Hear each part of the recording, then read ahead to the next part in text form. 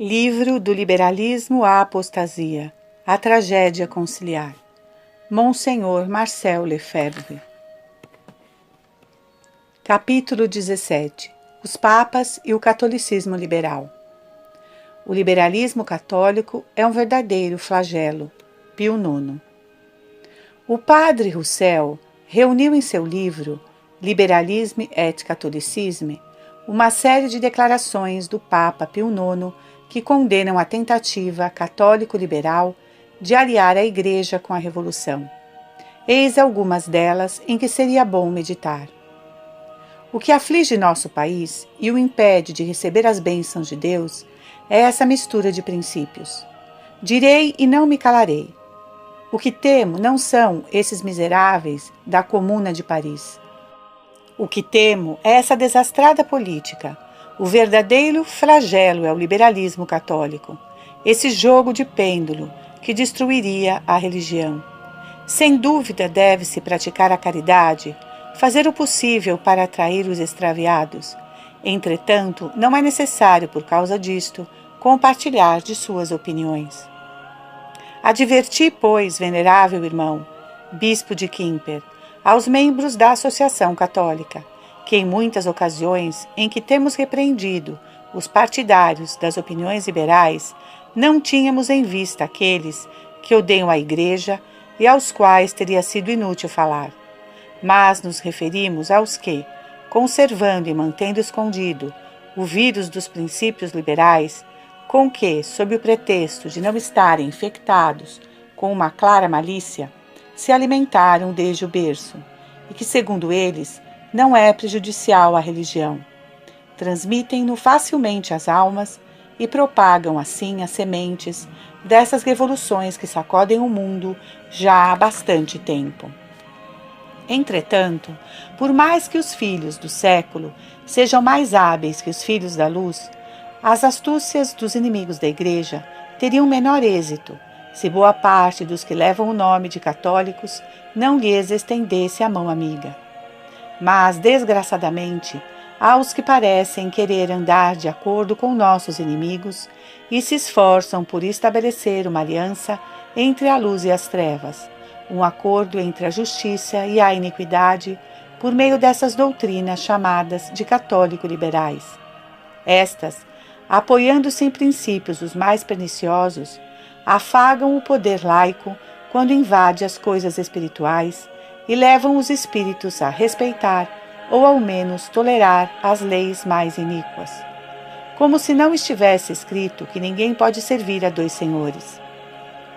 Esses indivíduos são certamente mais perigosos e mais funestos que os inimigos declarados, porque agem sem serem notados, ou pensam agir assim, ou porque, mantendo-se no justo limite das opiniões condenadas formalmente, mostram uma certa aparência de integridade e de doutrina reta, seduzindo assim os imprudentes amadores da conciliação e enganando a gente honesta, que se rebelaria contra um erro declarado. Assim dividem os espíritos, desfazem a unidade e debilitam as forças que teriam que se unir para lutar contra o inimigo. Não podemos senão aprovar-vos pelo fato de terdes empreendido a defesa e explicação das determinações de nossos sílabos, principalmente as que condenam o liberalismo dito católico, o qual, contando com um grande número de partidários, mesmo entre os homens honestos, e dando a impressão de não se afastar muito da verdade, é mais perigoso para os outros, engana mais facilmente aos que não estão de sobreaviso e, destruindo o espírito católico insensivelmente e de modo velado, diminui as forças dos católicos e aumenta as dos inimigos. Depois de tais condenações, atrevam-se os católicos liberais a rechaçar os qualitativos de traidores, desertores e perigosos inimigos da Igreja. Encerremos considerando o catolicismo liberal de um modo geral, expondo o juízo de uma testemunha autorizada. Émile Keller, deputado francês em 1865, em seu livro Os Sílabos de Pio IX, Pio IX e os Princípios, de 1789. Qual é, pois, esta transação que se procura há tantos anos e que hoje é citada com uma insistência cada vez maior? Que lugar querem dar à Igreja em um edifício do qual, em princípio, ela deveria ser excluída? Os liberais e os governantes a aceitam de boa vontade como auxiliar, mas reservando sua independência, sua soberania e toda a sua liberdade de ação, fora de qualquer vínculo com a autoridade dela. Deixam em suas mãos o domínio das consciências, contanto que ela lhes entregue a política e reconheça a eficácia social das ideias modernas, conhecidas como os Princípios, de 1789. Caindo nesta armadilha sedutora, muitos espíritos generosos não concebem a possibilidade de recusar propostas tão moderadas. Uns se afastam da Igreja, imaginando, coisa absurda, que realmente ela exige o sacrifício do progresso e da liberdade. Outros, certos do contrário, mas não ousando negar a força das fórmulas modernas, fazem grandes esforços para que a Igreja aceite, como eles, a reconciliação oferecida. Com boa vontade, creem haver demonstrado que, salvo alguns detalhes, os princípios da Revolução de 1789 são puramente cristãos e que seria uma grande astúcia apoderar-se deles e levá-los gradualmente e em surdina para serem reconhecidos e abençoados pela Santa Sé. Foi exatamente o que ocorreu durante o Concílio Vaticano II. Os liberais conseguiram que os princípios da Revolução Francesa de 1789 fossem abençoados pelo Papa e pelo Concílio. Tratarei de demonstrá-lo mais adiante. Capítulo 18. O mito de Só a Liberdade, de Lamennais e Sanguinier. Eles não temem traçar paralelos blasfemos entre o Evangelho e a Revolução. São Pio X. A essência do liberalismo católico é se lançar ao assalto da Igreja sob a bandeira do progresso. Lembremos alguns nomes deste liberalismo progressista. 1. Lamennais, 1782 a 1854. Felicite de Lamennais, sacerdote que se rebelará contra a Igreja e será infiel a seu sacerdócio, funda seu liberalismo sob o mito do progresso da humanidade, que se manifesta na aspiração crescente dos povos pela liberdade. Ele diz: este movimento tem seu princípio indestrutível na lei primeira e fundamental, pela qual a humanidade tem que se despojar progressivamente dos laços da infância, à medida que o cristianismo, em desenvolvimento, vai emancipando a inteligência e os povos alcancem a idade madura. Na Idade Média, a humanidade estava na sua infância e necessitava da tutela da Igreja. Hoje os povos, já adultos, devem se emancipar dessa tutela, separando a Igreja do Estado. Quanto à Igreja, ela deve se adaptar a esta nova ordem de coisas que ela mesma criou.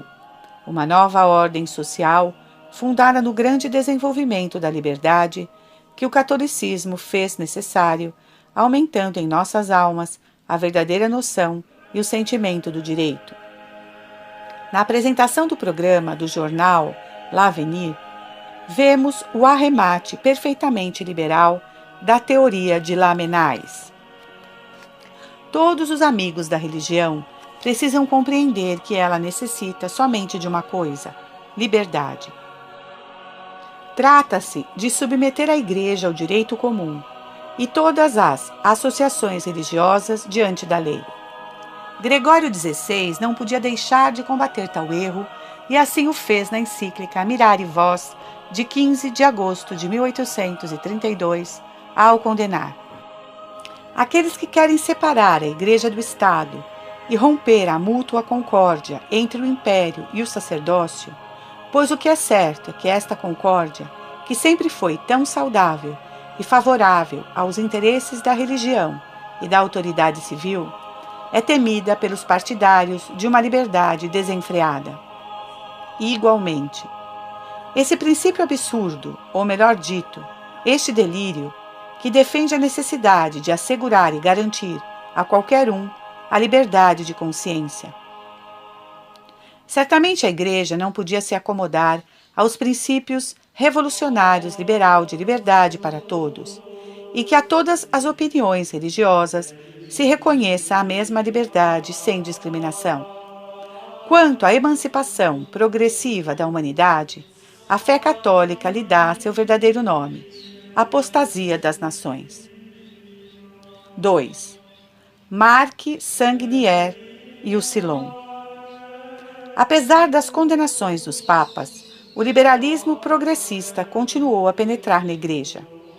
O padre Emmanuel Barbier escreveu um pequeno livro chamado Le Progrès du Liberalisme Catholique en France, sous le pontificat do Pape Leon XIII. Nele há um capítulo que trata do catolicismo progressista, em que o autor diz: a expressão catolicismo progressista é a que M. Fogazzaro apresenta em seu romance Il Santo, para designar o conjunto de reformas que ele pede à Igreja em sua doutrina, vida interior e disciplina. Existe uma quase identidade de tendências entre os movimentos que estudamos na França e aquele cujo porta-voz mais ouvido na Itália é atualmente Fogazzaro. Se Fogazzaro expôs sem nenhum constrangimento o plano de penetração do modernismo na Igreja, isso significa que o modernismo e o catolicismo liberal são comportamentos vizinhos e possuem táticas semelhantes. Em 1894, Marc Sanguinier funda sua revista Le Silon, que se converte em um movimento da juventude que sonha reconciliar a Igreja com os princípios da Revolução de 1789, o socialismo e a democracia universal, baseando-se no progresso da consciência humana. A penetração de suas ideias nos seminários e a evolução cada dia mais indiferentista do movimento levaram São Pio X a escrever a carta Notre Charge Apostolique, de 25 de agosto de 1910, que condena a utopia da reforma da sociedade, reforma esta acariciada pelos chefes de Silon. Seu sonho é trocar os fundamentos naturais e tradicionais e prometer uma cidade futura edificada sobre outros princípios que ousam declarar mais fecundos, mais benéficos do que aqueles sobre os quais se apoia a cidade católica atual. O Silon tem a nobre preocupação da dignidade humana, mas entende esta dignidade ao modo de certos filósofos que a Igreja está longe de elogiar. O primeiro elemento dessa dignidade é a liberdade, entendida no sentido em que, salvo em matéria religiosa, cada homem é autônomo. Desse princípio fundamental, tira as seguintes conclusões. Hoje o povo está sob a tutela de uma autoridade diferente dele, da qual deve se livrar. Emancipação política. Chamo de democracia uma organização política e social fundada sobre este duplo fundamento, a liberdade e a igualdade, aos quais logo se juntará a fraternidade. A exemplo de Leão XIII, após haver denunciado o falso slogan de liberdade e igualdade, São Pio X deixa patentes as falsas fontes do liberalismo progressista do Silon. Por último, com base em todas as falsificações das noções sociais fundamentais, o Silon dá uma falsa ideia da dignidade humana. Segundo ele, o homem não será verdadeiramente homem, digno deste nome, senão no dia em que tenha adquirido uma consciência esclarecida, forte, independente, autônoma, sem necessidade de mestres, que obedeça somente a si mesma, capaz de assumir e levar avante as maiores responsabilidades. Eis as palavras com que se exalta o sentimento do orgulho humano. Mas como? Inspiram em vossa juventude católica a desconfiança de sua mãe, a Igreja. Ensinam que em 19 séculos ela não conseguiu constituir no mundo a sociedade sobre suas bases verdadeiras. que ela não compreendeu as noções sociais da autoridade, da liberdade, da igualdade, da fraternidade e da dignidade humana. O sopro da revolução passou por lá. Nós não temos que demonstrar que o advento da democracia universal não afasta a ação da Igreja no mundo. Pio X denuncia, então, o indiferentismo do Silon, irmão daquele de Vaticano II. Que devemos pensar de todos esses erros e do estranho convite feito a todos os dissidentes católicos para fortalecer suas convicções pelo estudo e tirar delas fontes sempre mais abundantes e novas forças? Que devemos pensar de uma associação de todas as religiões em que até o livre pensamento pode se manifestar em alta voz e a seu gosto? E o Santo Padre vai ao fundo da questão. De agora em diante, o Silon não passa de um miserável afluente do grande movimento de apostasia organizado em todos os países para estabelecimento de uma Igreja Universal que não terá dogmas, nem hierarquia, nem regra para o espírito, nem freio para as paixões. Conhecemos bem as escuras oficinas em que são elaboradas essas doutrinas deletérias. Os chefes do Silon não conseguiram se defender delas. A exaltação de seus sentimentos os levou para um novo evangelho. Sendo seu ideal semelhante ao da Revolução, não temem proferir blasfemas aproximações entre o evangelho e a Revolução. Finalmente, o Santo Pontífice conclui restabelecendo a verdade sobre a autêntica ordem social. A Igreja, que jamais traiu o bem dos povos com elogios comprometedores, não deve esquecer o passado. Basta retomar, com o concurso dos verdadeiros trabalhadores, a restauração social dos organismos atingidos pela Revolução e adaptá-los com o mesmo espírito cristão que os inspirou ao novo cenário criado pela evolução material da sociedade contemporânea. Pois os verdadeiros amigos do povo não são os revolucionários nem os inovadores, mas os tradicionalistas. Eis os termos enérgicos e precisos com que o Papa Pio X condena o liberalismo progressista e define a atitude realmente católica. Meu maior consolo é poder dizer que sou fiel à doutrina deste Papa canonizado. Os trechos que lhe citei esclarecem notavelmente as doutrinas conciliares sobre este assunto, nas quais me deterei na continuação deste trabalho.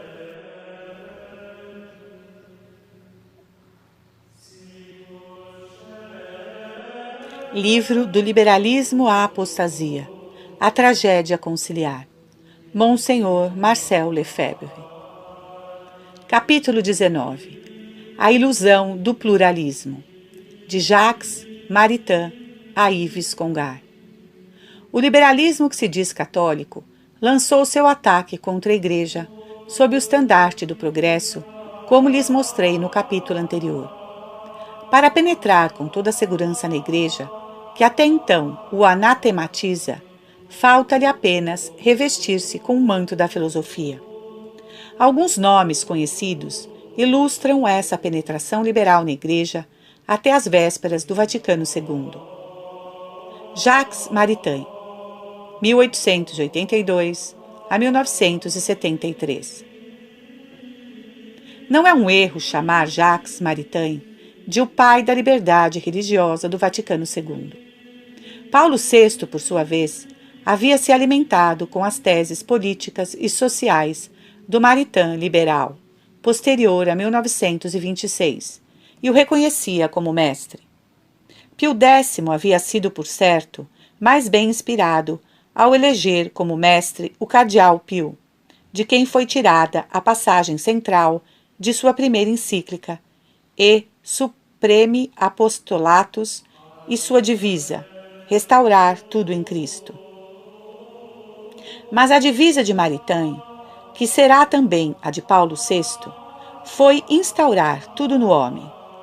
Em reconhecimento ao velho mestre, Paulo VI remeteu-lhe, no dia 8 de dezembro de 1965, dia do encerramento do concílio, o texto de uma das mensagens finais do Concílio ao Mundo. Ora, eis o que declarava um destes textos. A Mensagem aos Governantes, lida por Cardeal Lienard. Em vossa cidade, terrena e temporal, ele constrói misteriosamente sua cidade espiritual e eterna, sua igreja. E o que vos pede esta igreja, depois de quase 2000 anos de toda espécie de vicissitudes em suas relações convosco, poderosos da terra? O que vos pede hoje? Ela vos disse em um dos principais textos do concílio: só vos pede a liberdade de crer e pregar sua fé, a liberdade de amar e servir a Deus, a liberdade de viver e levar aos homens sua mensagem de vida.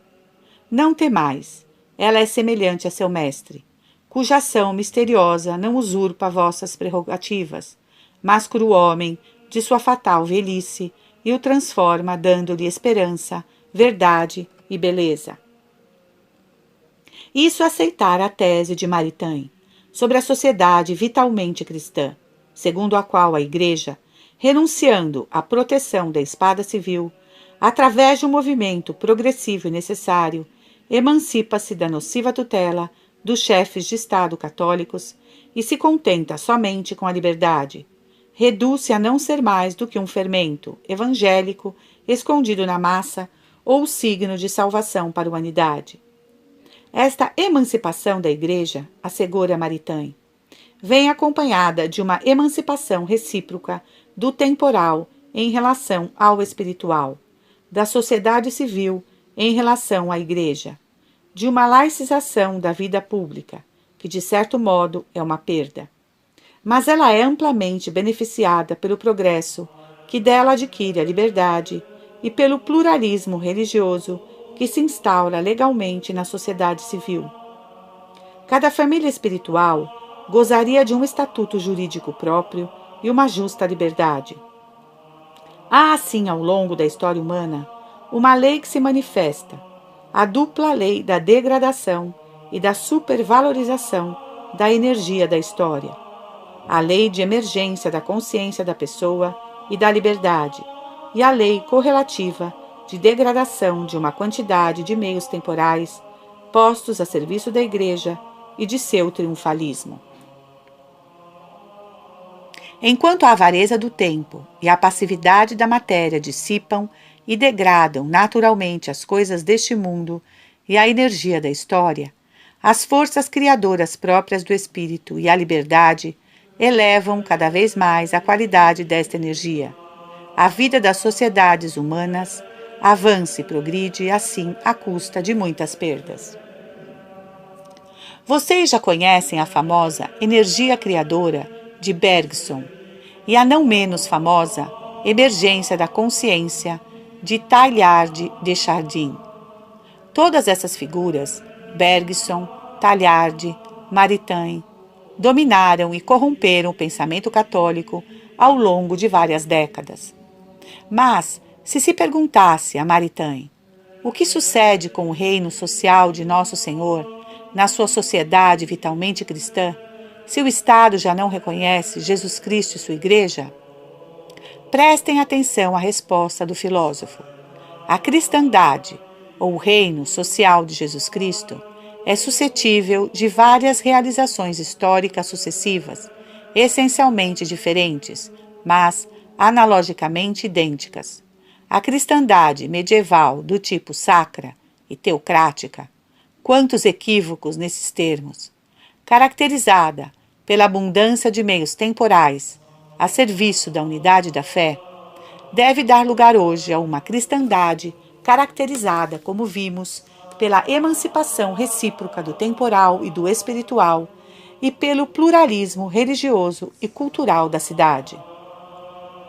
Que habilidade em usar a teoria filosófica da analogia para simplesmente renegar o reinado social de Nosso Senhor Jesus Cristo.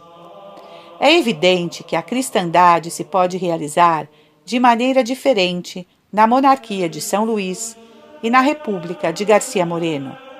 Mas o que eu não nego absolutamente é que a sociedade maritanista, a sociedade pluralista vitalmente cristã, seja ainda uma cristandade e realize o reino social de Jesus Cristo. Quanto à cura, imortalidade e quas primas, asseguraram-me que Jesus Cristo não tem 36 maneiras de reinar sobre a sociedade. Ele reina informando, modelando as leis civis segundo sua lei divina. Uma coisa é suportar uma sociedade em que há de fato uma pluralidade de religiões, como por exemplo no Líbano, e fazer o possível para que Jesus Cristo seja o polo de todas. Outra coisa é pregar o pluralismo em uma cidade em que a maioria ainda é católica, e além disso, querer batizar esse sistema com o nome de cristandade. Não! A nova cristandade, imaginada por Jacques Maritain, não passa de uma cristandade moribunda que apostatou e rechaçou o seu rei. De fato, Jacques Maritain ficou deslumbrado com a civilização abertamente pluralista dos Estados Unidos da América, onde a Igreja Católica, gozando do regime da liberdade pura, teve um grande desenvolvimento no número de membros e instituições. Mas por acaso esse argumento é suficiente para que se apoie o princípio do pluralismo? Peçamos uma resposta aos papas. Leão XIII, na encíclica Longiqua Oceani, de 6 de janeiro de 1895, elogia o progresso da Igreja nos Estados Unidos. Damos abaixo seu juízo a este respeito. Em vossa pátria, escreve aos bispos americanos, graças à boa Constituição do Estado, a Igreja, sendo defendida contra a violência pelo direito comum e com equidade de juízos, não incomodada por nenhuma lei, obteve a liberdade garantida de viver e agir sem obstáculos. Todas essas observações são verdadeiras. Entretanto, é preciso evitar um erro, que não se conclua, por isso, que a melhor situação para a Igreja é aquela que goza a América do Norte, e que será permitido e que é útil separar e desunir os princípios dos assuntos civis daqueles dos assuntos sagrados, como na América do Norte. Com efeito, se a religião católica é honrada entre vós, se prospera, se tem se desenvolvido, deve-se atribuir somente à fecundidade divina de que goza a Igreja. Quando ninguém se opõe nem cria obstáculos, ela se expande por si mesma. Entretanto, ela produziria mais frutos se gozasse não só de liberdade, mas também do favor das leis e da proteção dos poderes públicos. Mais recentemente, Pio XII, assim como Leão XIII, diz que o pluralismo religioso pode ser uma condição favorável e suficiente para o desenvolvimento da Igreja, e ressalta também que, em nosso tempo, há uma tendência para o pluralismo. A Igreja sabe que há algum tempo os acontecimentos têm evoluído em outro sentido, ou seja, para a multiplicidade das confissões religiosas e das concepções de vida em uma mesma comunidade nacional, onde os católicos constituem uma minoria mais ou menos forte.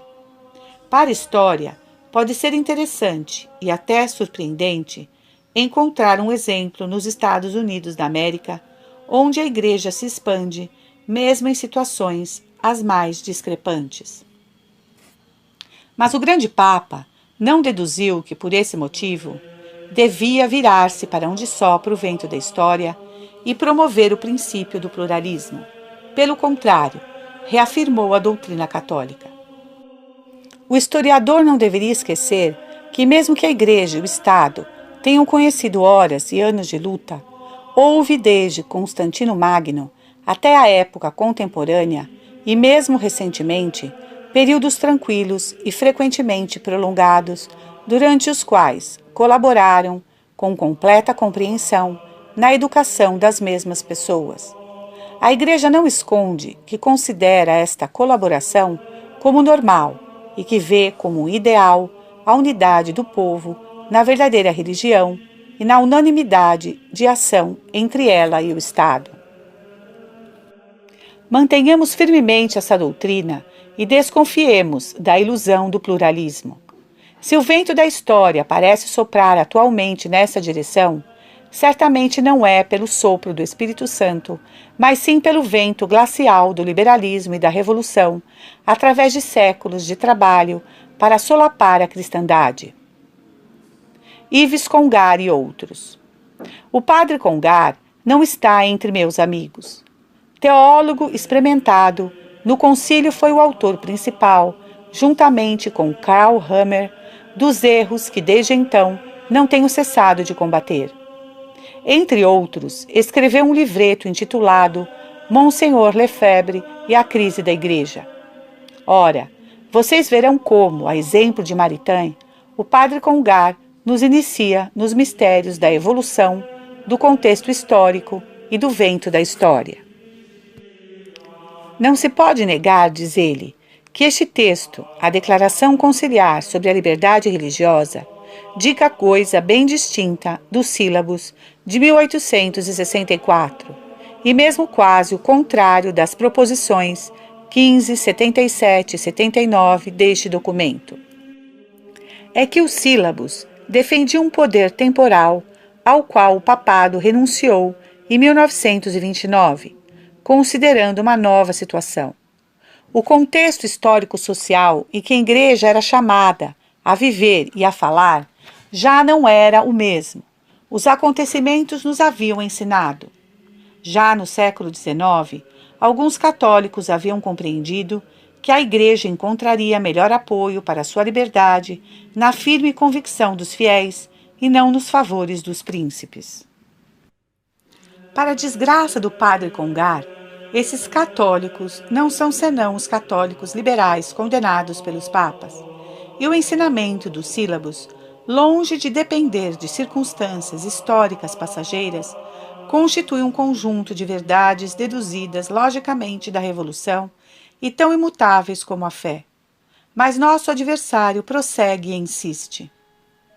A Igreja de Vaticano II, através da Declaração sobre a Liberdade Religiosa, Gaudium et Spes, a Igreja no mundo atual, que título significativo, posiciona-se com a clareza em favor do mundo pluralista de hoje e, sem renegar o que houve de grande, cortou as amarras que a mantinham na Idade Média.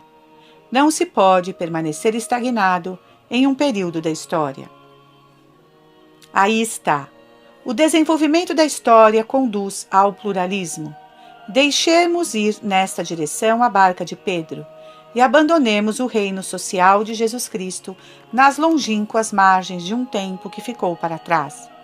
Encontraremos as mesmas teorias do padre John Courtney Murray, sacerdote jesuíta, outro experimentado membro do concílio que ousa escrever com ares de doutor. Ele afirma que a doutrina de Leão XIII sobre a união da Igreja e do Estado está estritamente relacionada ao contexto histórico em que foi escrita. Leão XIII estava muito influenciado pela noção histórica do poder político pessoal exercido de modo paternalista sobre a sociedade e a família. Assim a trapaça está montada. A monarquia foi substituída pelo regime do Estado constitucional, democrático e social, o qual assegura nosso teólogo e repetirá Monsenhor Dismedit no concílio. Não é uma autoridade competente para julgar a verdade ou a falsidade em matéria religiosa. Não se pode imaginar uma declaração mais cínica do ateísmo oficial do Estado e da negação do reinado social de Jesus Cristo, e isto na boca do relator oficial da Comissão de Redação da Declaração Conciliar sobre a Liberdade Religiosa. Deixemos o padre Murray continuar. Sua própria obra está marcada por uma forte consciência histórica. Ele conhecia o tempo em que vivia e escrevia para ele com admirável realismo histórico e concreto. Para Leão XIII, a estrutura conhecida sob o nome de Estado Confessional Católico nunca foi mais do que uma hipótese. Ruinoso relativismo doutrinal. Com tais princípios se pode relativizar qualquer verdade, apelando para a consciência histórica de um momento fugitivo. Por acaso Pio XI, ao escrever Quos Primas, era prisioneiro das concepções históricas? E São Paulo, ao afirmar: é necessário que Jesus Cristo reine?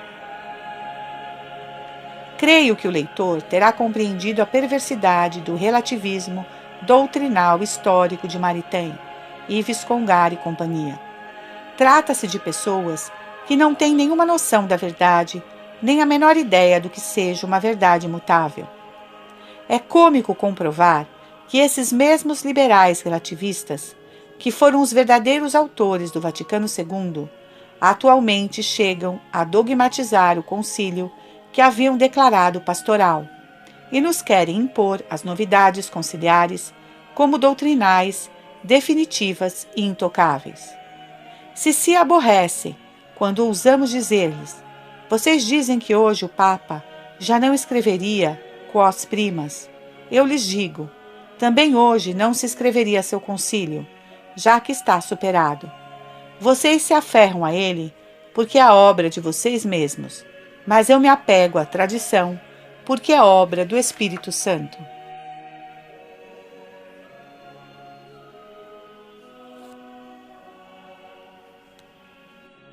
Livro do Liberalismo à Apostasia, A Tragédia Conciliar, Monsenhor Marcel Lefebvre. Capítulo 20. O sentido da história.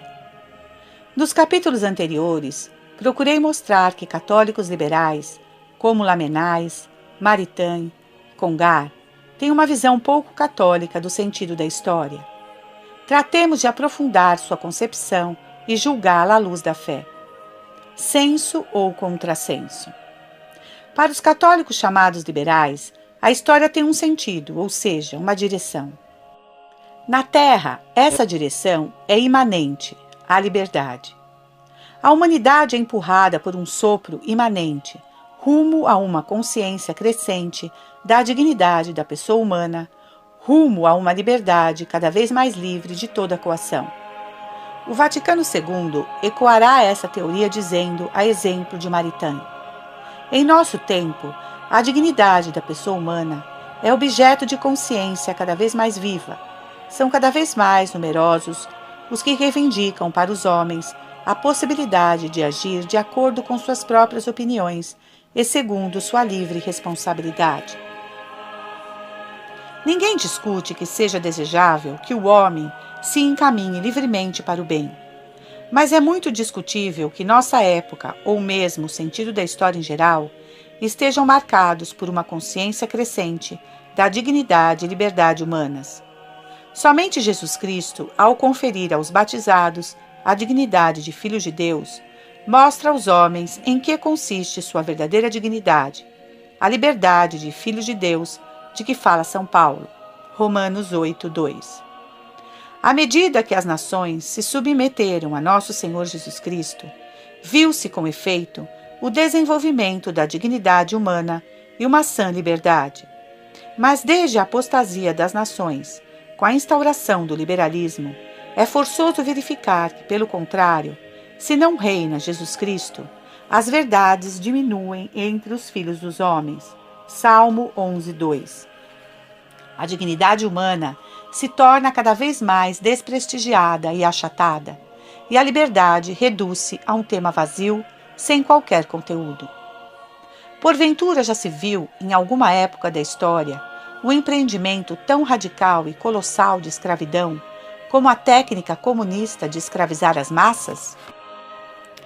Se nosso Senhor nos convida a ver os sinais dos tempos, Mateus 16:4, então foi necessário uma cegueira voluntária dos liberais e um conluio absoluto de silêncio para que um concílio ecumênico, reunido precisamente com o intuito de ver os sinais de nosso tempo, se calasse acerca do mais evidente sinal dos tempos, o comunismo.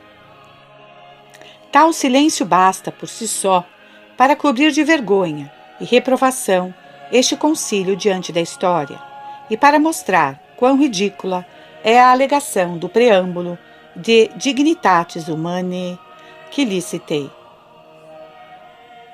Por conseguinte, Se a história tem um sentido, certamente não é a da tendência imanente e necessária da humanidade rumo à liberdade e à dignidade.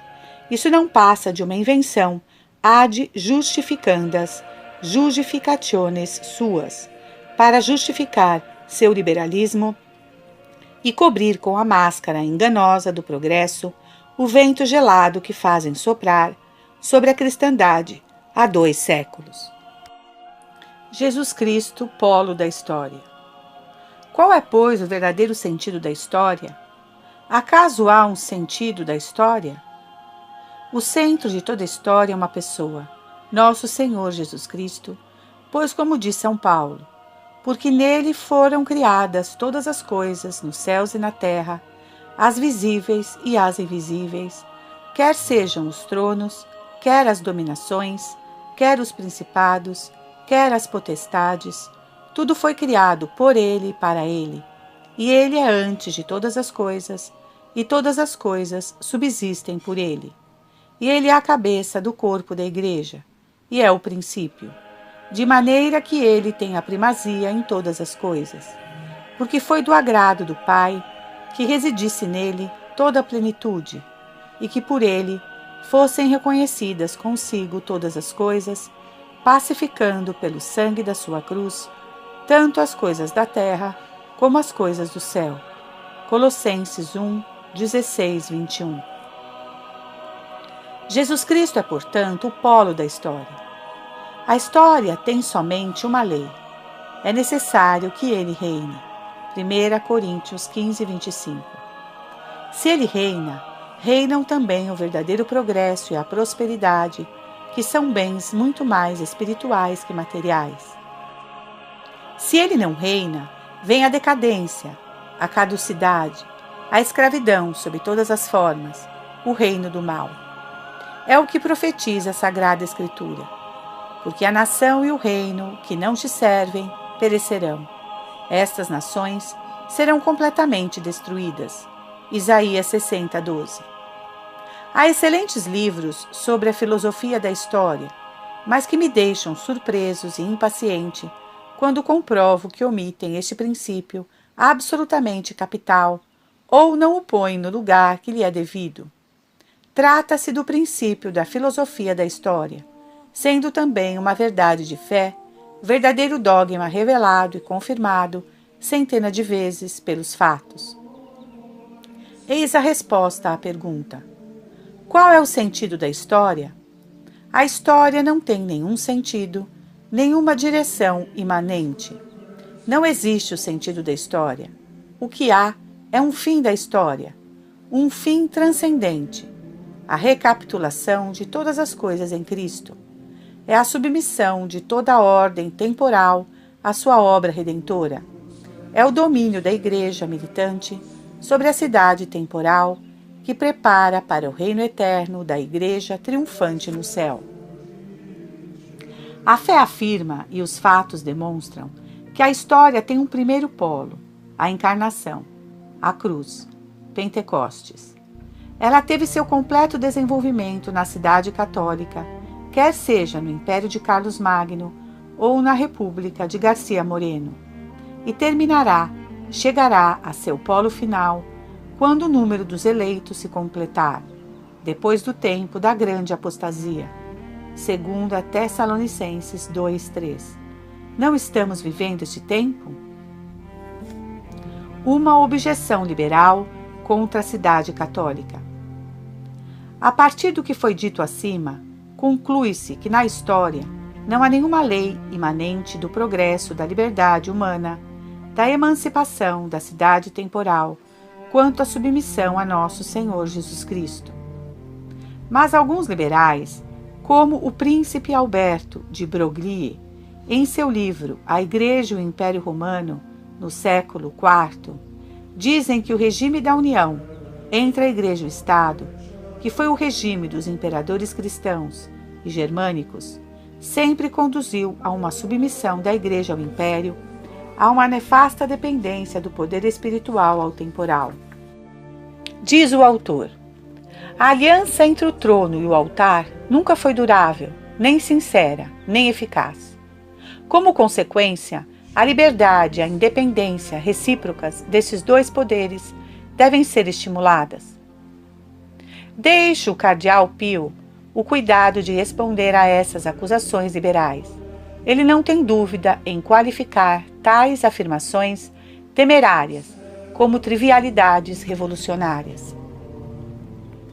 Se vários príncipes, ainda neófitos e ainda não ligados dos costumes absolutistas dos Césares pagãos, desde o princípio, trocaram a proteção legítima por opressão, se procederam com rigor contrário ao espírito cristão, geralmente lutando por uma heresia a pedido de bispos hereges, houve na Igreja homens de fé e de valor como Hilário, Martinho, Atanásio e Ambrósio, para chamá-los ao espírito de mansidão cristã, para repudiar o apostolado da espada, para declarar que a convicção religiosa jamais se impõe pela violência e, finalmente, para proclamar com eloquência que o cristianismo, que se havia propagado apesar da perseguição dos príncipes, podia prescindir de seus favores e não devia se colocar sob nenhuma tirania. Nós conhecemos e temos pesado cada palavra desses nobres atletas da fé e da liberdade de sua mãe, a Igreja. Mas tendo protestado contra os abusos e excessos e censurado das ações intempestivas e falta de inteligência que às vezes atentavam contra o princípio e as regras da imunidade sacerdotal, nenhum desses doutores católicos jamais duvidou do dever que as nações e seus chefes têm de professar publicamente a verdade cristã, harmonizar com ela seus atos e instituições e também proibir com leis, quer preventivas ou repressivas, segundo as disposições do tempo e dos espíritos, os atentados que tenham caráter de patente impiedade e introduzam a inquietação e a desordem no meio da sociedade civil e religiosa. Esse trecho do cardeal Pio mostra com clareza que é um erro dizer que o regime de só liberdade seja um progresso em relação ao regime de união das duas potências. A Igreja nunca ensinou que o sentido da história e o progresso consistem na tendência inevitável para a emancipação recíproca do temporal em relação ao espiritual. O sentido da história, de Jacques Maritain e de Yves Congar, não passa de um contrassenso.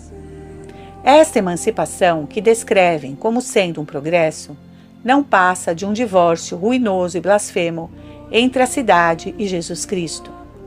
Foi preciso a falta de vergonha, de dignitatis humanae, para canonizar tal divórcio, e esta suprema impostura foi anunciada em nome da verdade revelada.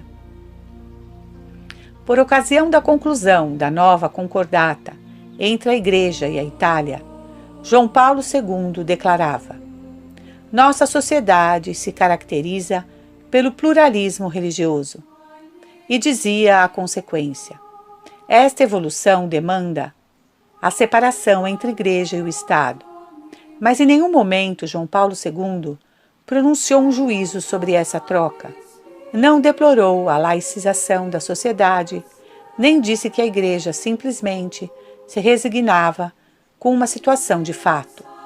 Não, sua declaração, assim como a do cardeal Casaroli, louvava a separação da Igreja e do Estado como se fosse o regime ideal, o resultado de um processo histórico normal e providencial, contra o qual nada se podia dizer.